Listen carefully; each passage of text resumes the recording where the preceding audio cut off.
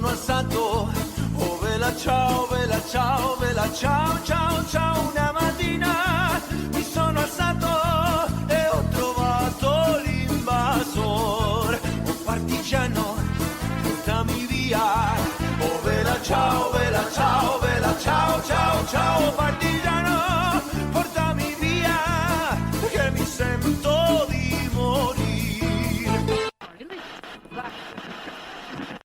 A seus postos, Aliança Rebelde, que vai começar o Desnazificando, seu podcast de iniciativa totalmente feminina, realizado pelas coordenadoras do Núcleo de Estudos e Pesquisas sobre Autoritarismo e Totalitarismo da UFMG. Nesse espaço, iremos falar sobre pesquisa, educação, nazismo, século XX e o que mais der na telha. Então, peguem seus cafés que a gente já vai começar. Oi, gente, aqui quem fala é a Ana Viana. Aqui é a Bárbara Deotti. E aqui é a Maria Visconti. E no episódio de hoje do Desnazificando, a gente vai falar um pouquinho sobre a obra O Conto da Aia. Lançada em 1985 e escrita pela autora canadense Margaret Atwood, esse romance ganhou sua primeira edição brasileira em 1987 e em 2017 ganhou uma nova edição, que veio acompanhada do lançamento de uma série homônima no canal de streaming Hulu. O livro já foi adaptado para um filme, para uma ópera e para uma graphic novel, e nos mais variados formatos que a história criada por Atwood assumiu, ela suscitou intensos debates e foi razão de muito sucesso. O livro foi super aclamado no seu lançamento, ganhando o Governor General's Awards em 1985 e o prêmio Arthur C. Clarke em 1987, e a série também ganhou altos prêmios, 8 prêmios no Emmy e 2 Globos de Ouro. E o recente sucesso, tanto da série como do livro, que inclusive ganhou continuação em 2019, nos Testamentos, aponta para um aspecto um bocado tenebroso da nossa realidade, como afirmou a própria Atwood em uma entrevista. A gente está mais próximo de Gilead do que a gente gostaria.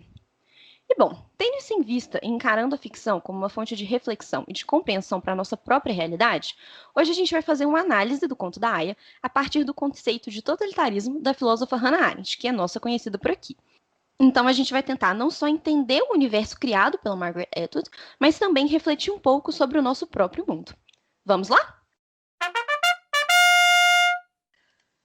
Bom, gente, para iniciar essa nossa análise, essa nossa fritação, eu acho que cabe a gente falar algumas coisas sobre a história do livro mesmo, né? O Conto da Aia é uma obra narrada em primeira pessoa e a gente acompanha a trajetória e as memórias da June, que é uma mulher casada com um homem divorciado e ela tem uma filha pequena com ele, e ela testemunha a ascensão do regime de Gilead, que é o nome que recebe o território estadunidense submetido a esse novo governo. Então, como a própria personagem conta pra gente, né, essa nova organização social é estabelecida por meio de um golpe, quando eles assassinam o presidente e os membros do Congresso e é declarado estado de emergência. A situação inicialmente foi atribuída aos famosos, fanáticos islâmicos, forjando uma ideia de um suposto atentado. Posteriormente, a Constituição dos Estados Unidos foi suspensa, sem que houvesse resistência dos cidadãos, dando espaço para que essa nova lei fosse estabelecida logo em seguida. O que acontece após o decreto desse estado de emergência é a construção de um regime que a gente está identificando como totalitário, e é uma identificação que acontece na própria obra, porque no final do livro a gente tem as notas históricas, nas quais o relato da June sobre a sua vivência de Gilead é analisado por historiadores num tempo do futuro. Na voz do personagem James Darcy Piesciotto, que é o diretor dos arquivos dos séculos 20 e 21 da Universidade de Cambridge, é colocado que os arquitetos de Gilead estavam cientes das condições e trocas necessárias para instituir um sistema totalitário mais eficaz. Acho que essa parte, no final, para mim, é a parte mais tensa do livro todo, assim, que a gente fica, tipo, meu Deus, realmente as coisas são muito mais complexas do que a gente pensa inicialmente, porque quando os historiadores vão analisar, isso já leva a uma outra questão que a gente acho que pode falar até mais para frente. Mas, bom, vamos falar aqui, então, rapidamente sobre o conceito de totalitarismo, já deixando muito claro que a gente não vai conseguir exaurir esse conceito aqui, porque não é um episódio de dicionário de conceitos, então a gente vai falar mais brevemente. Mas, vamos lá. Só deixando claro também que estamos usando o viés de análise da Hannah Arendt, sobre totalitarismo, que não é o mesmo de todas as pessoas que usam esse conceito, Mas, de acordo com ela, o totalitarismo é um tipo de dominação né, um tipo de governo que pretende dominação total dos indivíduos, ainda que essa dominação seja inalcançável em um sentido pleno, né? A Hannah Arendt, inclusive, fala que o totalitarismo é uma forma de dominação que se assumiu como manifestação histórica através dos governos nazista e stalinista a partir de um período. Ele pode ser compreendido como um regime cuja essência é o terror, que isola os homens em sua individualidade e, ao contrário da tirania, ele não é pautado numa ilegalidade ou uma arbitrariedade. O totalitarismo nos coloca diante de uma situação inteiramente nova porque ele desafia as leis positivas, mas ele justamente opera de acordo com uma lei. Ele obedece rigorosamente às leis da natureza ou da história, que são a origem de todas as leis, de acordo com a Hannah Arendt. Então, historicamente, como eu mencionei, o totalitarismo assumiu algumas formas específicas, entre elas é o regime nazista, que vai servir como nosso ponto principal de comparação aqui com o regime de Gilead. E aí eu acho que é interessante a gente mencionar aqui que um dos aspectos mais importantes de um regime totalitário é a instituição do terror como prática de governo, mas mais importante do que o terror enquanto prática era o terror enquanto um conceito, enquanto uma ideia, e principalmente o medo de terror. Em outras palavras, é mais importante que a população tenha medo de estar sendo vigiada e ouvida o tempo todo do que elas de fato estarem sendo vigiadas e ouvidas o tempo inteiro. Isso é uma coisa muito utilizada durante o regime nazista, quando as pessoas acreditavam que a Gestapo estava em todo e qualquer lugar, observando e ouvindo qualquer tipo de comentário que pudesse ser feito com relação ao Führer ou com relação ao Terceiro Reich, que pudesse levar a pessoa à prisão ou até mesmo à morte. Na verdade, a Gestapo era uma organização muito pequena e não existiam, de fato, tantas pessoas assim controlando umas às outras, mas existiam pessoas dispostas a trabalhar para a Gestapo como supervisores de quarteirão e tudo mais. E, nesse sentido, existia um medo real de estar sendo vigiado sem que essa constante vigília estivesse efetivamente acontecendo. E aí a gente vai falar aqui rapidamente de um livro que eu acho muito interessante para a gente trabalhar a questão de Gilead também, que é um livro da Charlotte Berat, que chama Os Sonhos no Terceiro Reich. Ela é uma jornalista de origem judia ligada ao Partido Comunista Alemão, em que ela fez uma compilação de sonhos que ela coletou em entrevistas com alemães logo após a ascensão de Hitler ao poder em 1933, ou seja, de 33 até as vésperas da Segunda Guerra Mundial em 39. A Charlotte Berat se tornou amiga e tradutora de Hannah Arendt e também foi responsável pela edição das cartas de Rosa Luxemburgo à sua secretária e pela escrita de uma biografia do famoso líder comunista Paul Levy. Essa coleção de sonhos que ela reuniu nesse livro, Sonhos do Terceiro Reich, é uma fonte muito interessante para a gente perceber os traços mais profundos de uma dominação totalitária, para entender os impactos de viver e presenciar essa experiência política do nazismo, que são questões realmente que vão para o nosso inconsciente e que demonstram como que essa questão do terror e do isolamento se apresentam até mesmo nos sonhos. Então, um dos sonhos analisado pela Charlotte Berat, uma dona de casa, conta, em 1933, abre aspas, quando, no dia anterior, no dentista, estávamos conversando sobre boatos, eu me vi, para minha própria surpresa, cravando os olhos em sua máquina, como se ali pudesse estar instalado um aparelho de escuta. Fecha aspas. Um outro sonho que segue essa mesma linha do medo de vigília de uma jovem, em que ela diz: sonho que acordo no meio da noite e vejo que os dois anjinhos pendurados sobre a minha cama não olham mais para cima, mas para baixo, observando-me penetrantemente. Fico tão assustada que me escondo embaixo da cama. Fecha aspas. Esses relatos parecem ter saído do romance do George Orwell, 1984, né, que acho que é uma das literaturas assim, mais famosas sobre o fenômeno totalitário. Quando a gente percebe, né, que o personagem principal, em qualquer lugar que ele vai, se depara com uma pintura, um cartaz, um letreiro que diz o grande irmão está de olho em você. Né? O grande irmão representa justamente essa ideia de uma entidade onipresente que está sempre observando todos os passos da população. Então é isso, né? Assim, essas distopias, assim como a Margaret Atwood em Um Conto de Aia, como George Orwell em 1984, demonstram essa percepção de uma vigília o tempo todo. E isso, de fato, também é percebido no regime nazista, quando os alemães sentiam que estavam sendo vigiados o tempo todo, justamente porque era mais importante que eles acreditassem nessa perspectiva.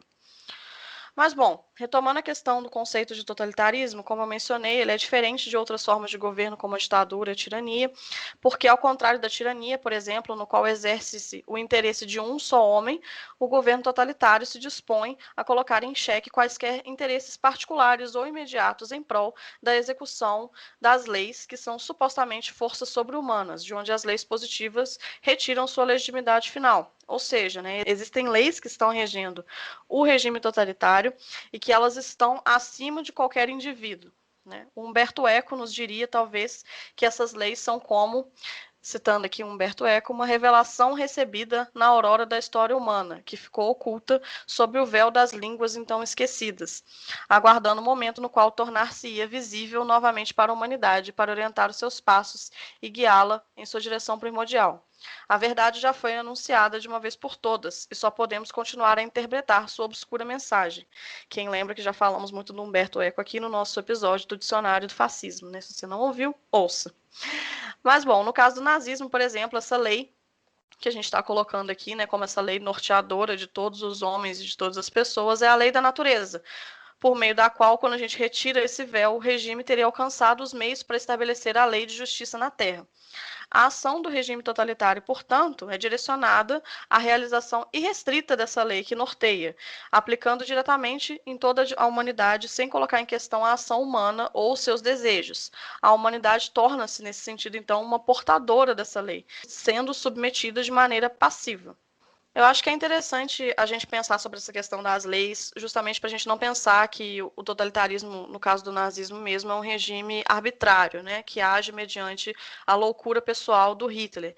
E se a gente pensar que o nazismo é um regime que foi pautado em um ideal racial, né, em uma perspectiva darwinista de mundo, as leis da natureza agem de modo muito propício para manutenção dessa ideologia, que a gente vai falar mais para frente sobre o aspecto ideológico, mas é importante a gente já ter isso em mente para poder analisar também o caso de Gilead, porque afinal de contas, né, se existe um pressuposto de uma luta de raças e de uma raça que é superior à outra, as leis da natureza estão apenas colocando em movimento essa perspectiva dessa premissa, né? Afinal, é como se fosse uma confirmação de uma coisa que já acontece, né? Na natureza já acontece essa luta de raças. Então, por exemplo, quando um judeu é exterminado, a gente está apenas acelerando uma lei natural, né? É basicamente isso que se pauta, né? Esse pressuposto ideológico, é uma coisa que a gente vai falar mais agora no episódio também, assim.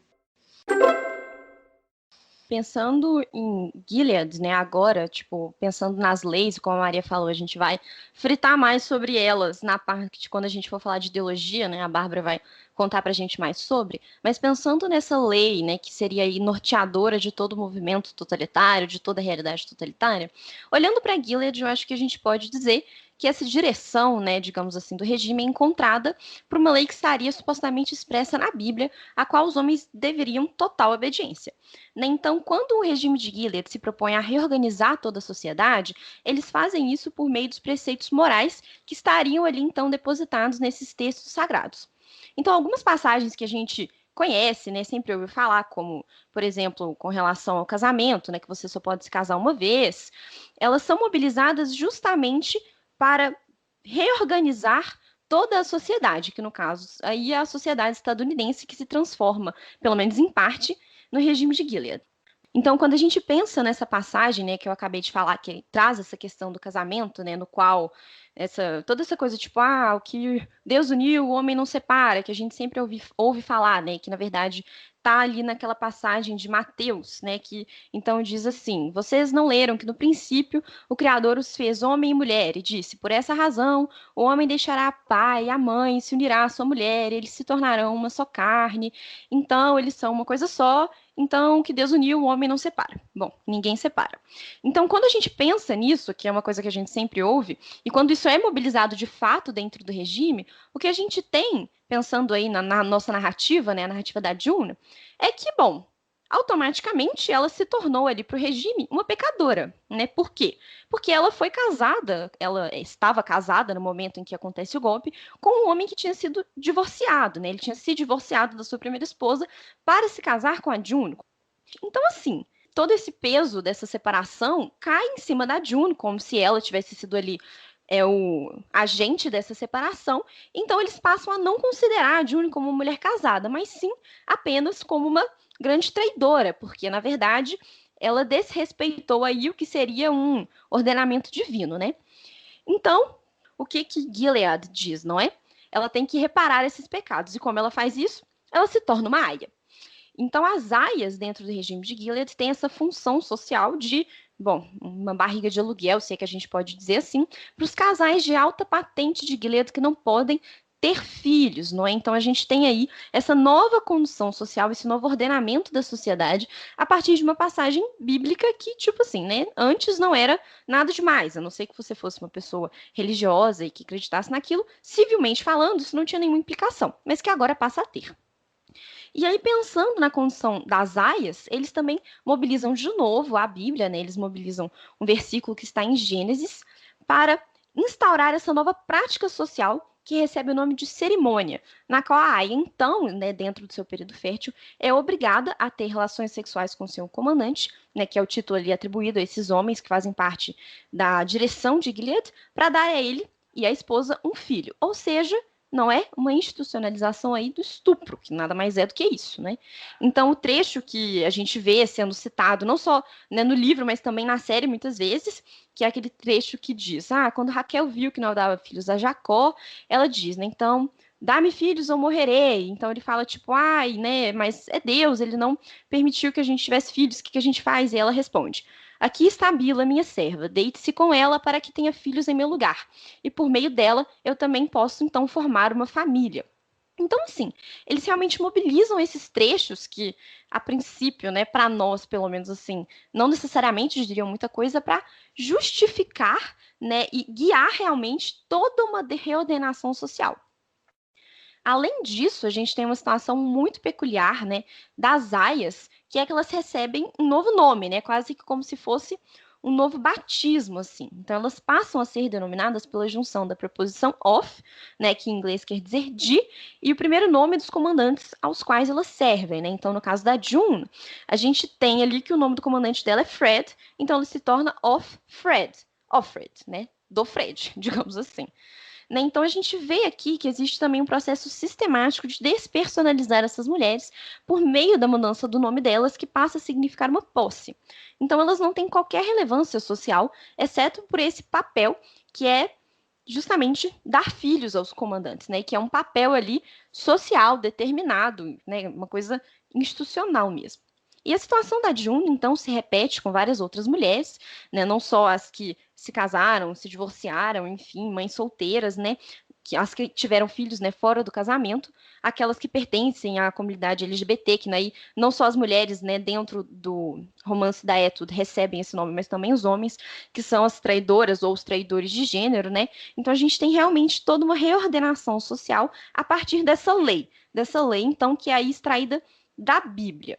Então, gente, retomando aquilo que a Maria tinha falado para a gente no início do episódio, né, é perceber como, de fato, a Bíblia acaba recebendo esse novo status de lei acima da Constituição, que havia sido abolida, acima de qualquer outra lei civil que existisse ali nos Estados Unidos e que agora em Gilead perde totalmente o valor.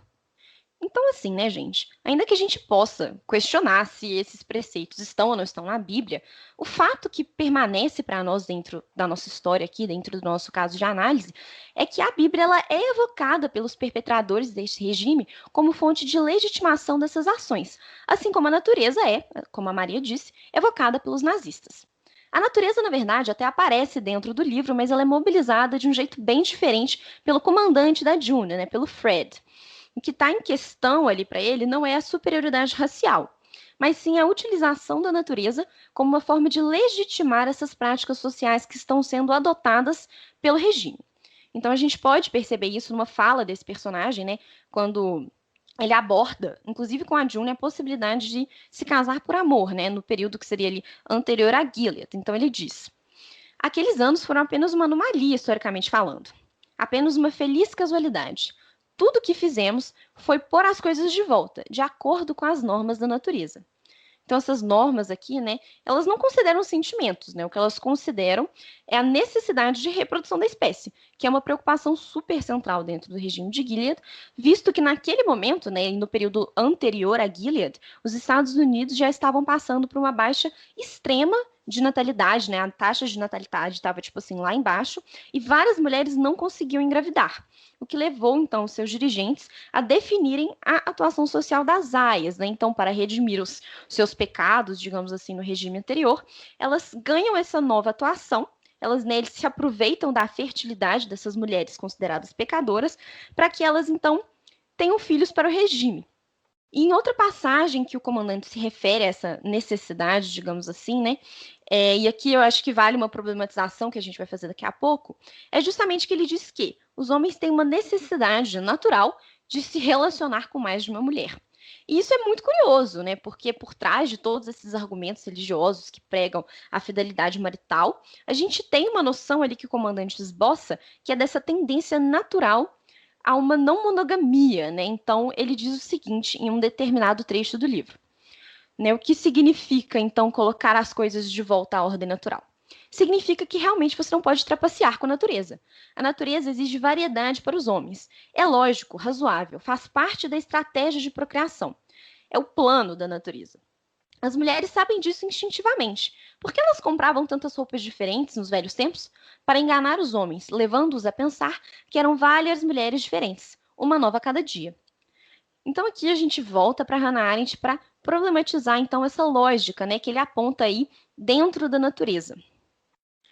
Como a Arendt coloca para nós, ela explica que dentro da organização totalitária, a gente tem uma divisão entre, digamos assim, pensando numa cebola, 3 níveis diferentes dentro dessa cebola, 3 camadas diferentes.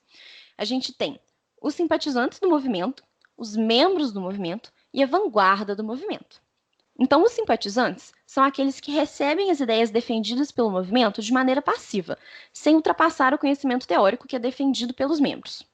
Os membros, por sua vez, acessam o poder de maneira mais direta e defendem a ideologia na esfera pública, ainda que eles não sejam tão crentes quanto as organizações de vanguarda. E as organizações de vanguarda, que são aí essa terceira modalidade de divisão social, elas são representadas por aqueles simpatizantes que cercam os membros do movimento como um muro protetor, que os separa do mundo real. Então, essa vanguarda consegue isolar os membros e também emprestam a esses membros uma aparência de normalidade. O que isso quer dizer? Essa vanguarda possui crenças mais fortes do que os simpatizantes comuns e corroboram para essa formação de um ambiente de normalidade para os membros. Então, ela se torna muito central. Ela funciona como um instrumento de formação da ficção totalitária. Então, a gente tem aí nesses 3 níveis os membros, que são os mais próximos do poder, então eles não são tão crentes, ainda que eles defendam e teorizem sobre aquilo que o movimento totalitário defende. Nós temos a vanguarda, que forma esse muro protetor em torno dos membros, né, e colaboram para a formação dessa ficção totalitária, justamente porque eles são muito crentes, eles expressam isso assim, né, de maneira muito exacerbada. E mais longe ainda, nós temos os simpatizantes, que recebem aí essas ideias de maneira mais passiva e que seriam, então, a maior parte da sociedade, digamos assim. O comandante, então, como membro da cúpula dos dirigentes de Gilead, experimenta um crescimento gradual de cinismo com relação à credulidade da vanguarda, ainda que ele partilhe com essa vanguarda a ficção totalitária. Então, como ele está muito próximo ao poder, ele não se demonstra tão crente quanto outras pessoas, né, que não estariam tão próximos assim. Pois bem, mas voltando então para o nosso ponto central aqui, pensando no conceito de totalitarismo, é a pretensão de domínio total sobre os indivíduos, como a Maria muito bem apontou no início do episódio. E como então isso acontece, né? Essa dominação total, ela é buscada por meio da estabilização dos sujeitos a partir da ideologia, na qual o desejo humano de agir não está em questão e é substituído pela aplicação incondicional da lei, a grande lei, né? Inclusive, na série, tem uma cena muito boa de quando a Emily tá tentando sair do país, né, com a esposa e com o filho, mas, na verdade, não reconhecem o casamento dela, né, e nem a maternidade dela, porque, de acordo com o segurança, né, ela não estaria dentro da lei, né, da grande lei, que seria a Bíblia. Então, assim, é pensar que essa lei estaria acima de todas as outras leis, né, a lei que norteia tudo. Então, a Emily não poderia sair porque na Bíblia esse casamento, essa maternidade não estariam ali reconhecidos, não é? Então, é pensar na aplicação incondicional dessa grande lei, né, que aí, para nós aqui em Gilead, seria a Bíblia, para o nazismo a natureza, enfim. Então, essa legitimidade totalitária, muito bem nos lembra Arendt, ela executa essa lei sem convertê-la em critérios para a conduta pessoal. Então, não se trata de ser certo ou errado, de o indivíduo agir dessa maneira ou não. Trata-se apenas de seguir o curso inevitável de algo que é posto como realidade inquestionável. Então, a perda da espontaneidade da ação humana ela é essencial para acelerar a aplicação dessa lei, porque evita possíveis desvios ou tropeços, né, em direção à revelação que Humberto Eco nos aponta. Então, assim, a gente tem que ter uma compreensão primordial, que é a seguinte: no totalitarismo, todas as leis tornam-se leis de movimento. E como a filósofa nos diz, constrói uma concepção interpretativa no século XIX de que tudo que existe é estágio de algum desenvolvimento ulterior. E essa percepção é muito cara às ideologias totalitárias, porque elas são guiadas por essa concepção de evolucionismo, na qual a gente busca um próximo passo para a humanidade por meio da aplicação de uma lei que então guia toda essa humanidade. A própria noção de lei aqui, se vocês percebem, muda de sentido, porque ela deixa de significar a estabilidade na qual os atos humanos ocorrem, para se tornar a expressão do próprio movimento, né? Então, a lei, como a gente diz, lembrando do exemplo da Emily, a lei que rege tudo, né? Ela, então, muda de sentido porque não é a lei que, enfim, guia a nossa conduta individual, mas que guia absolutamente tudo, como a Bárbara vai contar pra gente agora, quando a gente começar a falar sobre ideologia. Bom, gente, como a Ana estava falando, o que pauta toda a dinâmica do governo, do regime totalitário, né, é essa aplicação da lei, que é uma expressão do movimento. Então, a gente vai explicar isso um pouquinho com mais calma mais para frente, mas vamos pensar aí nessa lei primeiro, né? Essa lei, ela é derivada da ideologia, que tem uma função assim central dentro dos regimes totalitários. Bom, de acordo com a Hannah Arendt, a ideologia é a lógica da ideia. E essa ideologia, ela é aplicada à história, e o objetivo é que você revele um processo que está em constante movimento, de forma que você possa explicar todos os acontecimentos por essa mesma lei. Então, uma vez que você descobre qual é a ideologia, né, de acordo com as pessoas que creem nessa ideologia, você pode calcular tudo o que vai acontecer na história. Então, ela se torna um processo simultaneamente previsível e inevitável. Porque uma vez que está dito ali na ideologia, não tem como você mudar, as coisas vão acontecer. E outro aspecto muito importante da ideologia é que você não precisa de nenhum fator externo a essa ideia para compreender a realidade. Então, a experiência de fato do real, assim, ela não interfere na sua compreensão dos acontecimentos, porque você não precisa refletir sobre essas experiências, você precisa pegar a ideia e aplicar ela ao que está acontecendo, de modo que as coisas se encaixem para você poder explicar o que está acontecendo. Então, vou citar aqui a Hannah Arendt rapidinho. As ideologias pretendem conhecer os mistérios de todo o processo histórico, os segredos do passado, as complexidades do presente, as incertezas do futuro. Bom, então, como a gente mencionou no nazismo, esse devir histórico é explicado pela lei da natureza, ou seja, a lei da superioridade racial. Então, os nazistas acreditam que se os arianos são a raça superior, em algum momento eles vão entrar num estado de utopia racial, porque esse é o resultado definitivo da história, já que eles são a raça superior, enfim. E no nosso caso de análise aqui, Gilead, o devir histórico ele é explicado pela narrativa dos textos bíblicos. Então, essa é uma narrativa teleológica, que ela tem um início e caminha em direção a um fim, é um tempo linear. Então, a humanidade, né, a história da humanidade começa com a expulsão do paraíso por conta do pecado inicial, né, de Eva. Então, a partir desse momento em que a humanidade peca pela primeira vez, a história caminha em direção ao juízo final, em que, né, Deus vai julgar todos os humanos e finalmente vai ser dada a salvação ou condenação definitiva dos homens, e assim se encerra a história com esse juízo final. Então, o que o regime de Gilead busca é corrigir os desvios da humanidade no presente momento, tentando redimir os seus habitantes, os seus súditos, para essa salvação eterna que vai vir. Então, essa sociedade que eles criam, separadas nesses nichos específicos, né, ela visa justamente essa recuperação do homem, dos homens, né, das pessoas daquela sociedade. Então, por exemplo, as aias, que são pecadoras, elas recebem esse papel, esse novo papel social, porque elas precisam redimir seus pecados para poderem ser salvas. E os homens que deram o golpe, né, ou seja, que foram fundamentais para essa tentativa de salvação, eles tornam-se os governantes como uma recompensa por esse papel importante que eles exerceram e também porque são eles que sabem ler a história de acordo com a ideologia e, portanto, são eles que têm que direcionar a humanidade para o que é o caminho certo. Então, uma vez dito isso, né, o que é a ideologia, eu vou tentar explicar para vocês um pouquinho melhor essa questão do movimento, ou seja, das leis do movimento. Então, uma vez que a ideologia é adotada como cerne da política totalitária, ou seja, a ideologia e a sua lógica é o que pauta a política totalitária, o processo não pode ter fim. O totalitarismo ele tem que estar em movimento o tempo todo para que o regime se mantenha enquanto totalitário. Uma coisa interessante que a Hannah Arendt fala é que, como consequência disso, o totalitarismo traz em si o germe da sua própria destruição.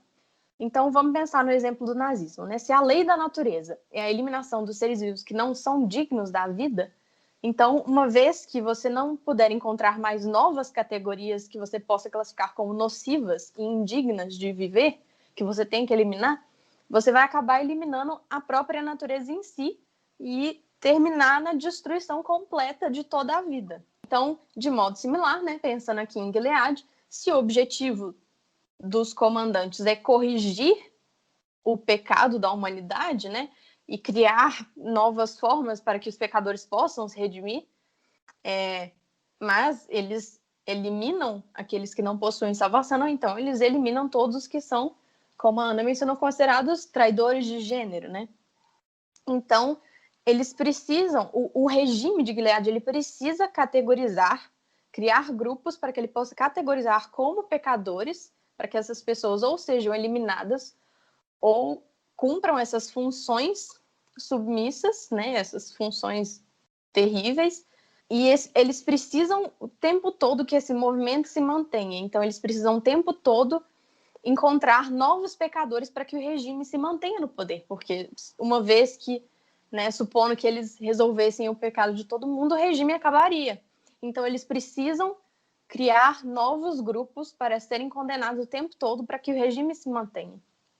E é isso que é a lei do movimento, quando a gente pensa nos regimes totalitários. Então, para que eles se mantenham no poder, eles têm que criar constantemente novos grupos que eles possam exterminar e categorizar como inimigos para que a dinâmica do regime se mantenha e ele possa, né, continuar no poder. Então, outra coisa que a gente pode pensar em relação ao caso, né, do nazismo, assim, do totalitarismo em geral, é essa questão, né, que mesmo que toda a humanidade fosse submetida ao controle totalitário, a lei de matar permaneceria a mesma. Então, quando a gente, né, olha, por exemplo, para os exemplos históricos, acho que isso fica claro, né? O regime nazista ele vai avançando e criando cada vez mais novas categorias de pessoas que não podem permanecer na sociedade, né? E que se tornam, então, inimigos do regime, que ele vai perseguir, acho que no caso da União Soviética, né, pensando no conceito de totalitarismo como a Hannah Arendt traz, né, que ela inclui a União Soviética, então os constantes expurgos do governo de Stalin também são uma expressão desse movimento, e aí ela chega à conclusão de que, ainda que os movimentos totalitários submetessem toda a humanidade ao domínio deles, a lei de matar permaneceria a mesma, eles teriam que continuar encontrando novos grupos para colocar como inimigos. E é interessante porque nas notas históricas, né, aquela parte no final do livro, o personagem do historiador Darcy Peixoto, ele dá um exemplo desse movimento constante. Então, ele faz uma análise da política de seleção de mulheres para tornarem-se aias. Então, ele fala que, inicialmente, a política para a seleção de mulheres para se tornarem aias era pautada a cobrir todas as mulheres que não estivessem casadas adequadamente, ou seja, mulheres divorciadas, mulheres como a June, que tivessem se casado com um homem divorciado, esse tipo de caso.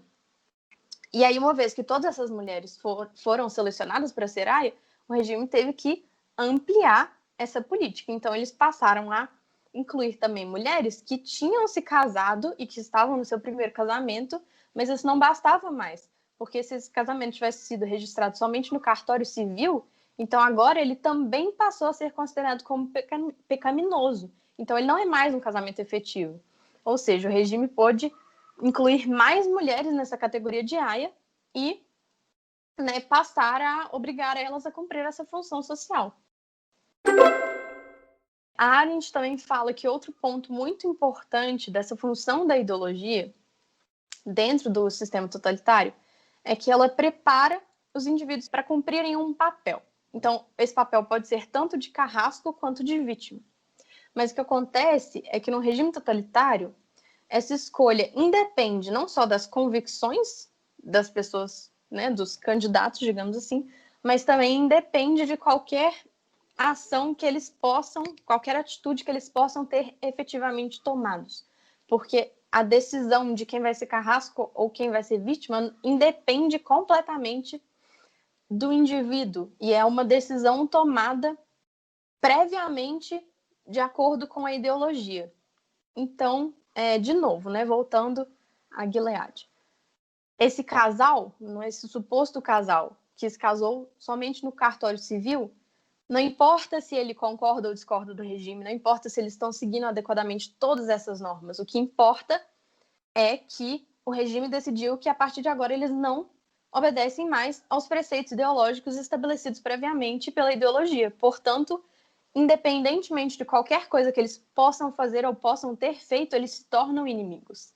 Bom, então o que isso faz é esvaziar completamente o que significa ser culpado ou o que significa ser inocente, porque você vai ser considerado um criminoso, um inimigo do Estado, sem ter ou não ter feito algo, Então, e é por isso que essa dinâmica do sistema, ela pode continuar se ampliando constantemente, porque ela não depende de alguém ter feito algo. Então, por exemplo, o que diferencia essa dinâmica do regime totalitário de uma ditadura normal é que numa ditadura normal a perseguição vai ser feita aos inimigos e opositores do regime. Uma vez que você elimina toda a oposição, o regime se estabiliza. E no regime totalitário, por outro lado, você nunca vai ter essa estabilização. E é por isso que a categoria de inocência, de culpa, ou de opositor, ou de colaborador, enfim, quer que seja a pessoa que adere ao regime, ela perde completamente o seu significado.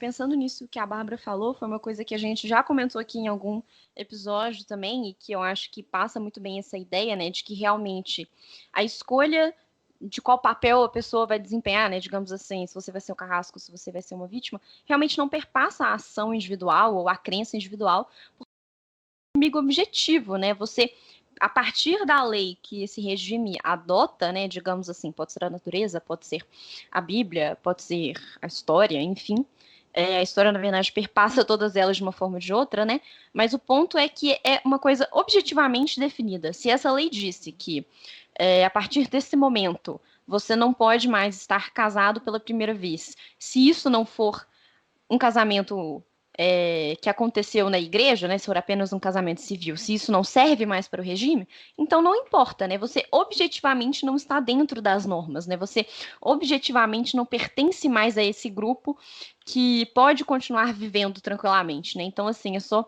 fazer esse adendo porque eu acabei me lembrando aqui, e eu acho que essa ideia do inimigo objetivo, ela passa muito bem essa questão, que a Bárbara estava explicando agora, que é realmente assim, o indivíduo não está em questão, O que está em questão é a lei a qual o regime obedece. Se nesta grande lei você não se encaixa mais, então não há nada que você possa fazer sobre isso, Sim, e também entra essa questão de que não importa se você está disposto a seguir a lei do regime, Ou seja, não importa se esse casal estaria disposto a casar na igreja depois que essa né, que essa percepção mudou. Eles já são inimigos, então acabou, a questão se encerra por aí, né? Então, isso é justamente aquela questão que a gente mencionou, né? A lei do totalitarismo, ela não é uma lei que pauta a conduta, né? Então, assim, não é uma lei que vai te dizer, isso aqui você pode fazer, isso aqui você não pode fazer. É algo que está acima do indivíduo, né? E acho que, de fato, como a Ana falou, essa noção de inimigo objetivo explica muito bem isso. Bom, gente, já que a gente está falando aqui de ideologia, eu acho que é interessante a gente pensar também num outro aspecto dessa ideologia, que é o fato de ela prever uma transformação social muito profunda que ocorreria num longuíssimo prazo. Tem uma passagem que a June relata, citando a June aqui. Sou uma refugiada do passado e, como outros refugiados, repasso os costumes e hábitos de vida que deixei ou fui obrigada a deixar para trás. E tudo aquilo parece igualmente antigo e curioso, visto daqui. E sou igualmente obsessiva a respeito disso. Sou uma lacuna aqui, entre parênteses, entre outras pessoas. Ou seja, né, a lacuna que a June está se referindo, né, que ela se encontra, pode ser explicada por ela fazer parte de uma geração de transição, digamos assim, né, na qual o regime ainda está sendo estabelecido, né, ainda não está totalmente estabelecido, e, portanto, as pessoas que agem nesse regime possuem uma memória de como a vida era antes dele, né, então, como é o caso da June. O projeto de Gilead, assim como o projeto do nazismo, era um projeto de longo prazo, né? Então é sempre bom a gente lembrar aqui do Reich de 1000 anos, né? Essa era uma perspectiva que os nazistas tinham para a construção desse projeto político. Então, como o historiador Johann Chapotous fala naquele livro The Law of Blood, que a gente cita em todos os episódios do Desnazificando, a gente devia ser patrocinada pelo Chapotous, porque a gente só fala dele todos os dias, ele conta que após a vitória da raça germânica, iria se dar um início de um momento triunfal, no qual essa raça conseguiria reinar e habitar o tempo infinito do milênio e da promessa escatológica. Essa sociedade, né, seria regida por novas normas, de modo que essa dominação racial pudesse perdurar por séculos em uma perfeita harmonia. Então, realmente, existe essa perspectiva de que a geração atual não iria sequer conseguir viver as coisas maravilhosas que o futuro esperava para essa raça, né? Esse novo sistema que seria criado com novos moldes ideológicos e que perduraria para todo sempre, precisa ser legitimado e construído através de uma mudança na própria educação, né? Então, o sistema dá uma importância muito grande para a educação. A Hannah Arendt fala para a gente que a libertação da experiência real em prol da realização ideológica, vista como uma realidade mais verdadeira, entre aspas, né, por trás do que é perceptível a partir dos nossos 5 sentidos, se dá por meio de um 6º sentido, fornecido pela doutrinação ideológica ensinada nas instituições educacionais. Então, é a educação, na verdade, né, a reeducação, nesses anos iniciais dos regimes totalitários, que garante a perpetuação desses preceitos ideológicos. Sobre a educação, a gente falou um pouquinho também no nosso episódio sobre a Rosa Branca, que foi uma resistência universitária ao regime nazista. Né? Então, se vocês quiserem, deem uma ouvida aí. Então, em Gilead não é diferente disso que a gente está falando aqui, né? Foi criado um sistema para reeducar as aias, visando o desempenho da sua nova função social no novo regime, né? Os centros vermelhos eram instituições para a reabilitação dessas mulheres que eram consideradas pecadoras e onde elas recebiam os ensinamentos que deveriam guiar a sua conduta a partir daquele momento. Esses centros vermelhos eram coordenados por mulheres perpetradoras do regime, conhecidas como as tias, né? Nome que visava dar uma noção mais de familiaridade a esse ambiente, né? A June e outras mulheres receberam a sua reeducação no centro Raquel e Lia, um dos centros vermelhos, né, com uma referência a uma passagem bíblica citada na cerimônia. O centro era coordenado por uma mulher chamada de tia Lídia, que explica para elas as dificuldades enfrentadas pela June e pelas outras mulheres também, né, durante esse aprisionamento. E aí a tia Lídia fala para a gente justamente essa questão da geração de transição. Vou citar ela aqui. Vocês são uma geração de transição, diz tia Lídia. É muito mais difícil para vocês. Sabemos os sacrifícios que são esperados de vocês. É duro quando os homens as insultam. Para as que vierem depois de vocês, será mais fácil. Elas aceitarão seus deveres de boa vontade com o acordo de seus corações, porque não vão querer coisas que não podem ter. Então, a intenção de que o regime seja duradouro, né, que dure para sempre, fica muito claro nessa fala da tia Lídia, né, porque ela mostra que as gerações futuras vão desfrutar desse novo mundo e essas meninas desse novo mundo serão educadas desde a infância para obedecer esses preceitos ideológicos. Isso é uma coisa também que a gente falou no nosso episódio sobre o Thanos, que também vale a pena vocês darem uma olhada, porque é justamente isso, né, pessoas que não têm uma outra experiência de vida não vão querer uma coisa que elas nunca imaginaram que elas poderiam ter. E é justamente o que a tia Lídia está falando, né? E numa passagem posterior, a June até, né, se questionando se as meninas que ela vê se lembram de como era a vida antes do golpe que instaura o regime em Gilead, a June fala: as que vierem depois delas, por 3 ou 4 anos, talvez se lembrem de como era. Mas depois disso, não. Terão sempre estado vestidas de branco, em grupos de garotas, terão sempre sido silenciosas. Então, acho que isso é uma coisa que também tem muita relação com o regime nazista nessa perspectiva de uma construção efetiva de uma nova realidade que não estava pautada naquele momento, mas que quando essa nova realidade fosse de fato construída, essas pessoas que estariam lá também seriam novas pessoas, né? Seriam diferentes das que eram até então. Bom, retomando um pouco sobre a questão da ideologia aqui, né? Como a Bárbara já falou, né? A ideologia é um ponto central dos regimes totalitários, mas para colocar essa ideologia em marcha, eles lançam mão do terror, né? O terror toma o lugar das leis positivas e busca incessantemente converter em realidade a lei do movimento. Na verdade, a Hannah Arendt fala que o terror é a essência do totalitarismo, né? É ele que torna possível a estabilização da vida humana, a perda total da sua espontaneidade, propagando uma ideologia que não aceita qualquer forma de resistência. O terror não se preocupa com o bem-estar da humanidade ou com o interesse dos homens, tanto individual quanto plural. É uma razão de uma existência que busca efetivamente fabricar uma nova humanidade, por meio da eliminação dos seus inimigos objetivos e também por meio da eliminação de todos os preceitos do qual a gente entende como humanidade, né? Então, o terror tenta acabar com a mais elementar forma de liberdade. Inclusive, a Hannah Arendt diz que no regime totalitário, essa perda quase total da liberdade só acontece dentro do campo de concentração. É esse local dessa fábrica do terror, é o local onde isso se torna quase que efetivamente completo, né? E esse terror se torna, então, total quando não há mais oposição. Então, culpa e inocência se tornam conceitos vazios, até uma coisa que a Ana e a Bárbara já falaram, né? Porque o processo ideológico já determinou, né, quem que é digno ou não de viver, quem que é digno ou não de viver naquele mundo. Então, os agentes da ideologia apenas cumprem as premissas ideológicas, né? Então, com a eliminação de toda a liberdade, né, que para Hannah Arendt é um dos conceitos principais, né? É a liberdade que faz com que a gente tenha a capacidade de iniciar algo novo, de começar algo novo, né? Que é um dom que a gente tem a partir do nascimento. Com a eliminação dessa liberdade, o terror consegue, sem nenhum problema, cumprir todas as sentenças de morte que já estavam pronunciadas pela ideologia.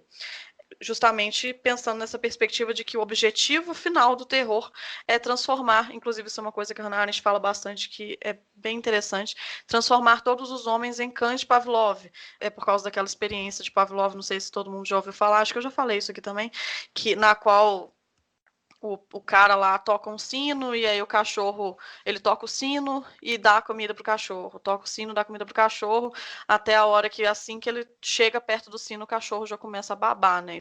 Isso deu toda uma reviravolta na questão de psicologia comportamental, nessa coisa de condicionamento das pessoas também, né? Então, o objetivo desse terror totalitário é justamente transformar os seres humanos em apenas indivíduos, em seres com reações previsíveis, né? E aí o terror, para cumprir essa função mais efetivamente, ele tem que manter os homens isolados, né? O isolamento é uma preocupação central dos regimes totalitários, que é diferente de solidão, porque na solidão, para Hannah Arendt, você ainda está em companhia de si mesmo. No isolamento, você está longe dos outros, mas também longe de si mesmo, tá distante da sua própria companhia. Então, diferente de uma tirania, o terror totalitário não apenas tira os direitos dos homens e destrói a sua liberdade, como também destrói o espaço de ação pública que existe entre esses homens, né? Inclusive, a Hannah Arendt cita bastante esse conceito de espaço entre. O que o totalitarismo faz é criar um cinturão do um só homem, no qual as pessoas estão totalmente juntas, mas ao mesmo tempo não estão juntas no sentido político da coisa, né? Elas não conseguem se associar entre elas para criar alguma coisa. Elas estão juntas, porém isoladas.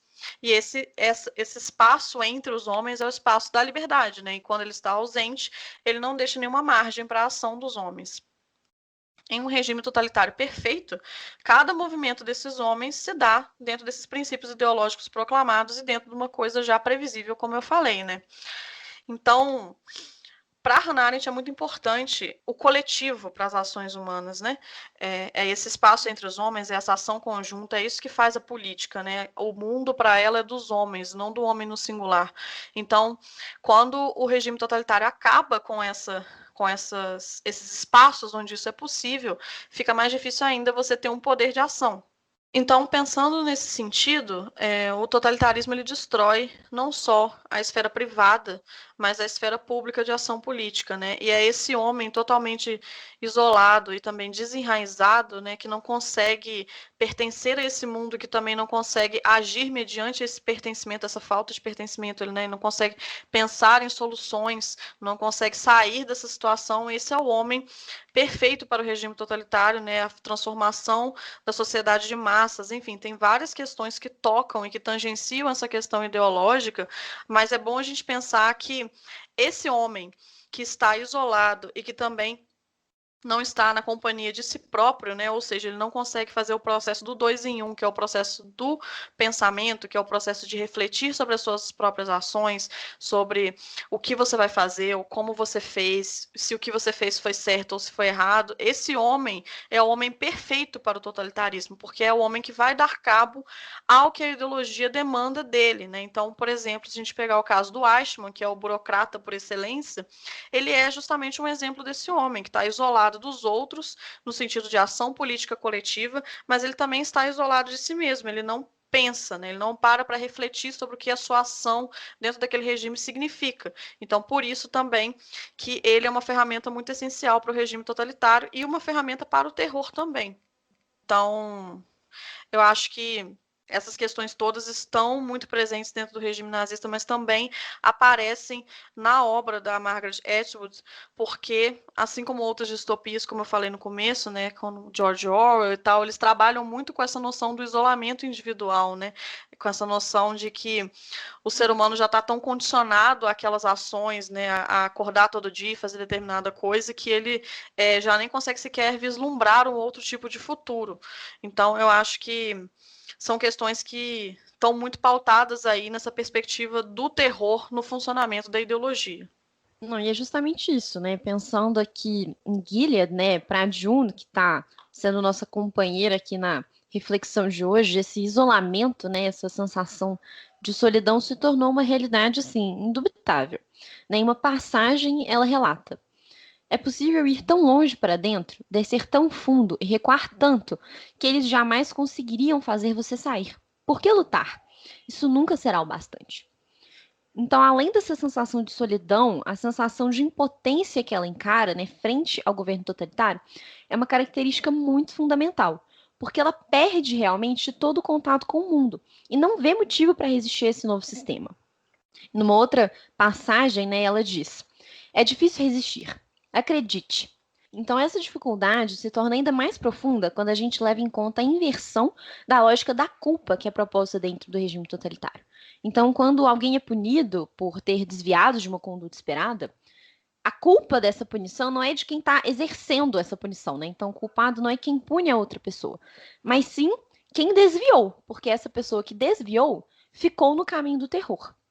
Então, a culpa ela é realmente sempre atribuída àquele que se desvia do caminho do processo ideológico, porque o processo ideológico já definiu, como a gente já falou, quem é digno ou não da vida.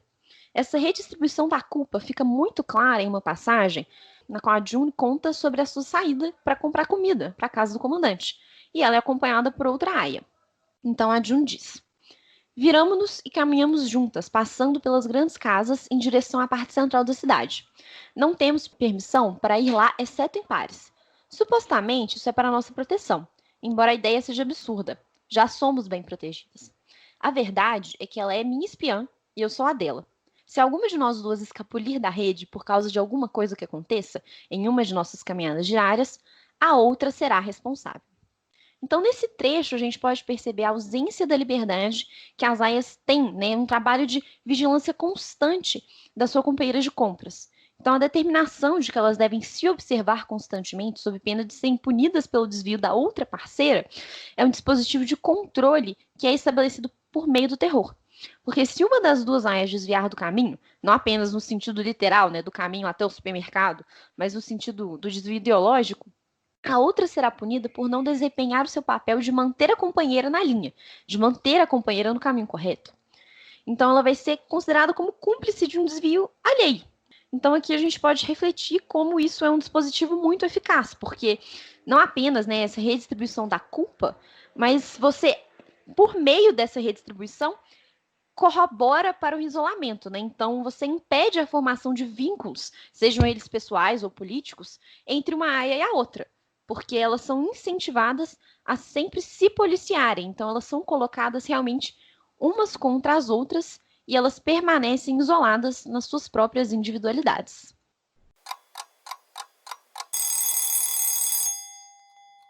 Bom, gente, então, para finalizar aqui a nossa conversa de hoje, eu queria falar sobre uma passagem que me marcou muito, assim, durante a leitura e foi alguma coisa que a gente ainda não explorou aqui no episódio e que eu gostaria de mencionar brevemente e diz respeito ao esforço das aias para manter a sua pele hidratada, né, que para nós, assim, parece algo extremamente mínimo e que para elas significa muito, porque significa resistência, né?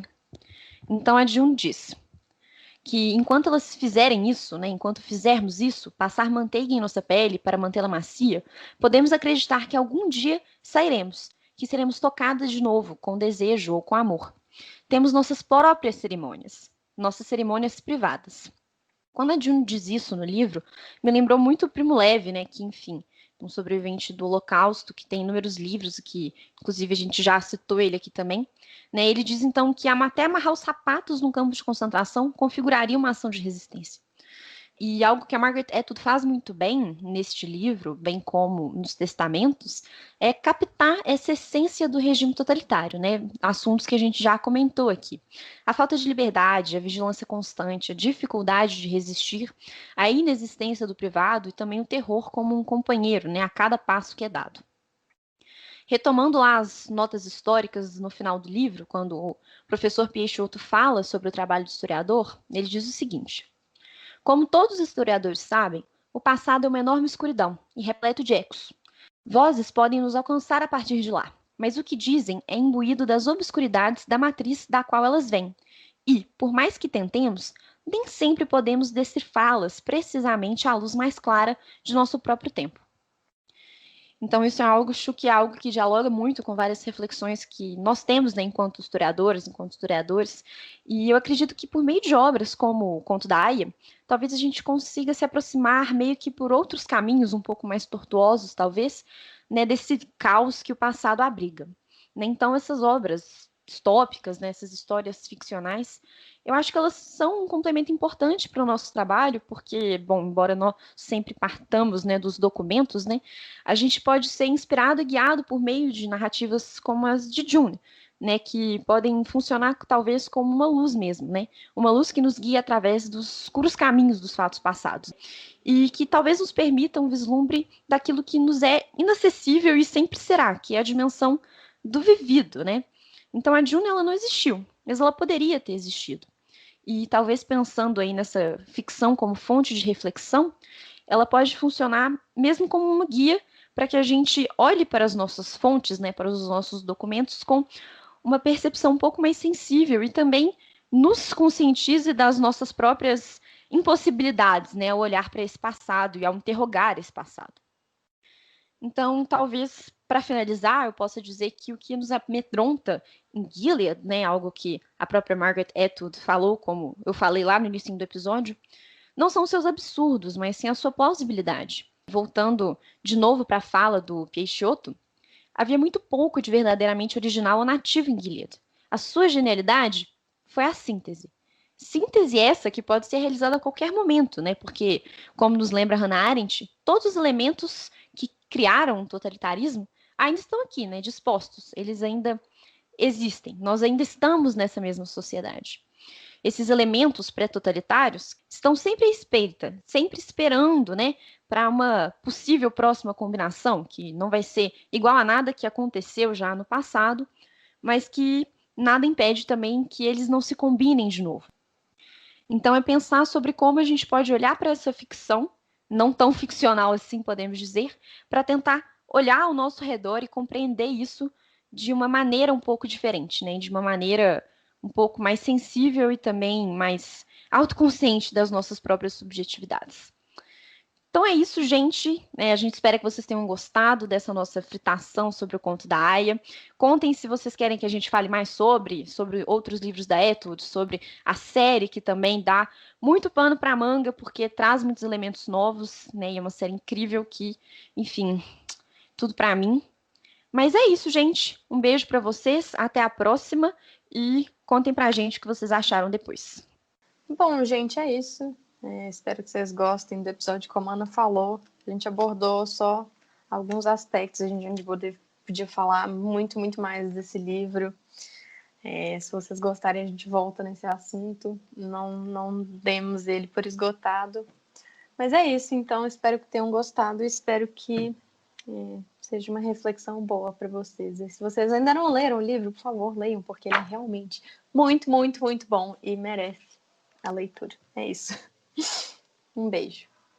Gente, aproveita e conta pra gente se vocês querem que a gente faça não só um episódio sobre a série, mas também sobre o outro livro, né? Os Testamentos, que é o segundo livro da Margaret Atwood sobre Gilead. E também se vocês querem que a gente fale mais sobre outras distopias também, a gente pode pensar sobre isso.